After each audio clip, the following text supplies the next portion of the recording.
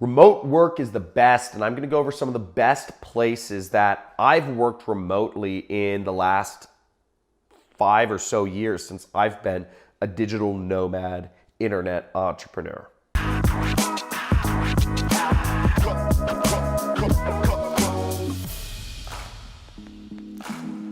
So I'm gonna get into, from personal experience, what my favorite places and what the best places I believe are to work remotely. But I do need to give a quick shout out to Nomad List, because they have a great resource that I've used of all the different best cities in the world rated by other digital nomads to work remotely. A little bit about me: I've been an online entrepreneur since 2012, and I've traveled to over 40 countries in that time span, just working everywhere around the world. Traveling was really one of my major goals. It was the reason why I started an internet business. It's the reason I got into internet business, because it was the only business that would allow me to be anywhere in the world I wanted to be and still make money and still earn something sizable for myself. So a little disclaimer about this video is I'm gonna go over the best places in the world to work remotely, not like the actual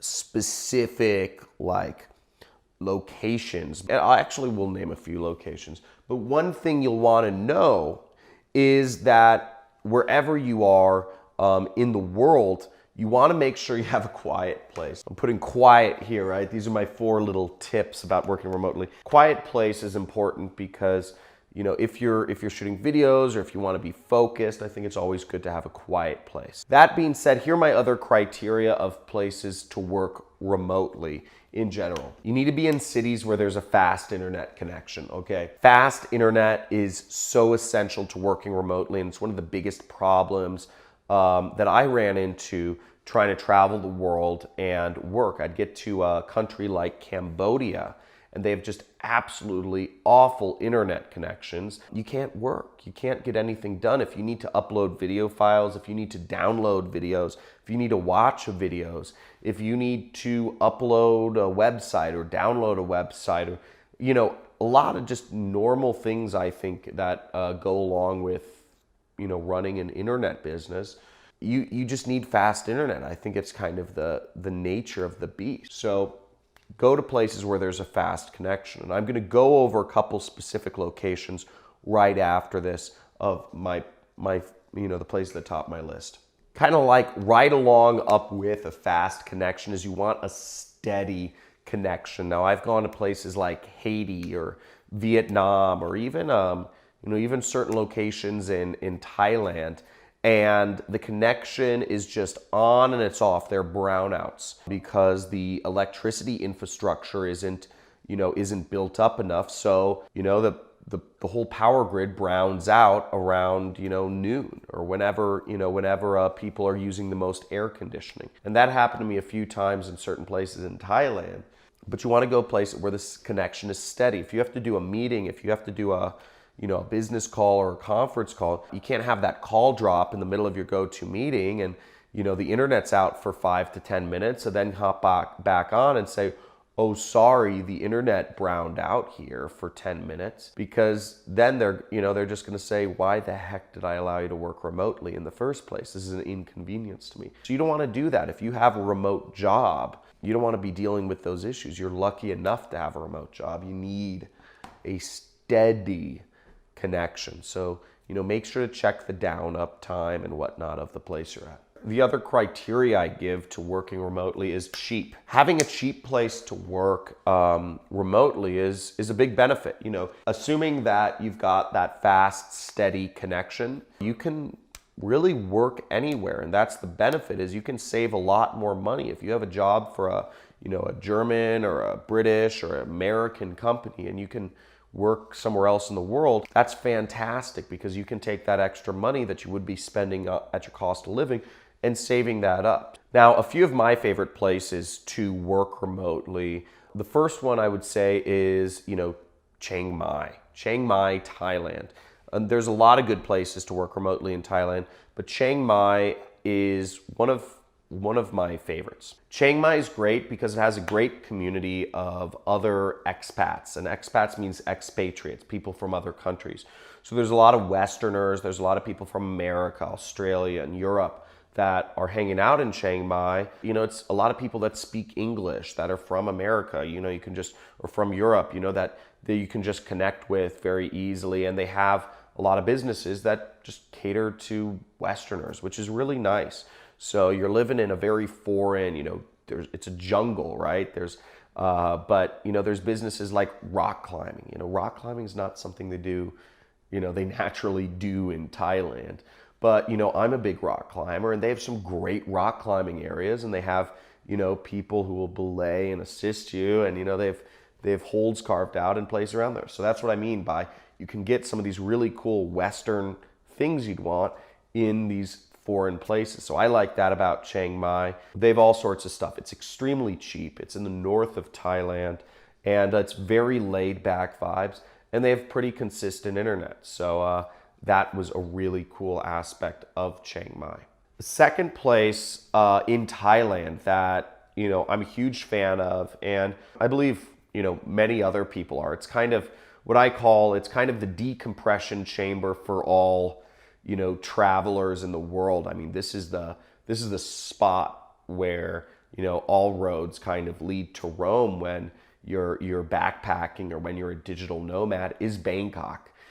Bangkok is, you know, they have fast, steady internet. It's a big city with literally every Western amenity you could want. And it's fairly cheap. I mean, if you're looking for some of those Western comforts, it's not the cheapest place in the world. I'm going to go over one of the cheapest places that fit these criteria in the world I've seen in a second. But Bangkok has a huge community of, you know, Westerners that are there. They have, you know, a lot of businesses that cater to Westerners.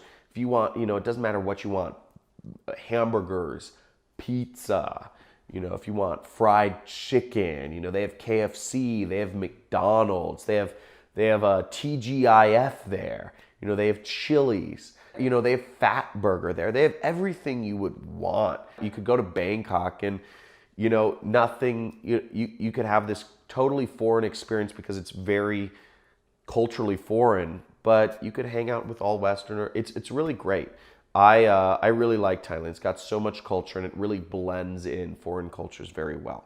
Now, the third place I'll recommend is one of the more exotic places, and it's extremely cheap, but they actually have really good, steady, fast internet. They have a good community of expats there, and they have really cool culture. I mean, it's really, and just beautiful, beautiful countryside. You know, the city itself isn't that nice. It's Medellin, Colombia. And I was in Colombia. I stayed 3 months in Colombia when I was traveling. And, you know, part of it was, you know, I took a 6-week kind of intensive on salsa dancing. You know, I wanted to learn the Colombian style of salsa dancing. It's a little different than the kind of like straightforward way. And that was really fun. You know, for me, I'm very like, you know, left-brained thinking. So I'm trying, you know, I wanted to learn how to dance to like get me out of that. And I also really enjoyed their kite surfing, and I went on some jungle excursions. And Colombia is really great. And as I said, a lot of Americans live there. There's a huge community of Americans that live in Colombia. I'd say Costa Rica, Panama, and Colombia are like 3 major hot spots for Americans outside of the US. So that goes into my 4th place, which is Costa Rica. Costa Rica, massive community of Americans, very open-minded, self-conscious or conscious, you know, a lot of conscious entrepreneurs. A lot of people run companies down there, you know, and hire people. So there's a whole community down there, and there's all the Western amenities you want as well, if that's what you want. You know, if that's not what you want, cool. But if you want your Heinz ketchup, you know, go for it. You know, if you want your nice medical care, you know, it's there. So you can get all this stuff in Costa Rica. Costa Rica is a great, great spot to check out. And the 5th place, the last place I'll throw on this list, is probably one of the coolest and one of the least known, and they've got a great internet connection, and it's Taghazout, Morocco. It's this place on the seaboard of Morocco. It's inland from, I believe it's somewhere close to like Marrakesh or something. But there's this co-working spot called Sundesk. Sundesk, Sundesk, and it's run by a German woman. She was a traveler, she was a digital nomad, and she wanted to settle down, start a business, and she started this great co-working spot that has really fast internet connection, and there's great surfing all along the coast. Okay, it's like Morocco is a surfer's paradise. There's so many Germans that come down from Germany and surf there. It's like insane. I never knew how many Germans there were in Morocco. There's more Germans than French in Morocco, and the French used to own Morocco. I don't know how that makes sense. But it's a great spot for surfing. It's also a great spot for kite surfing, which is one of the reasons I was there. And they've got all these amazing like hidden valleys and desert oases around there. It's so freaking beautiful. I went on a safari in the Sahara Desert. There's this big line of mountains called the Atlas Mountains. You cross over these mountains and you're in the Sahara Desert, which is this huge desert that spans all of Africa.